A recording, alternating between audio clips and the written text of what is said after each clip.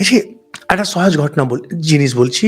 শ্রী শ্রী মাকে একজন বলছেন, মা, ঠাকুর বলেছিলেন ঈশ্বরের নামে পাগল হয়ে যেতে, আশীর্বাদ করুন যাতে আমি হয়ে যাই। শ্রী শ্রী মা কি বলছেন, ও বাবা, কত পাপ করলে মানুষ পাগল হয়, ওরম কথাটি বললো না।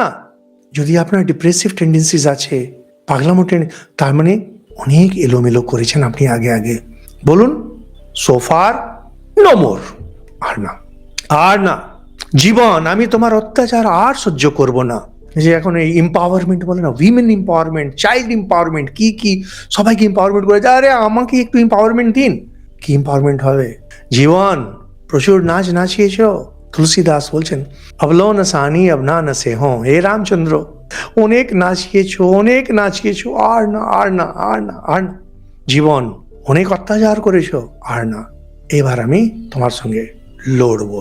ঠাকুর দক্ষিণেশ্বর একটা বর্ণা আছে, উনি ওরকম হঠাৎ ভাবে ঘুরছেন, বলছেন, তুই কি করবি আমার, তুই আমার কি করে নিবি, তুই আমার কি করে নিবি। মায়াকে বলছেন, তুই আমার কি করে নিবি। আপনিও বলুন, সংসার তুমি আমার কি করে নেবে। এই দেখো অ্যাটম বোম পেয়ে গেছি, কি যজ্ঞ দান তপ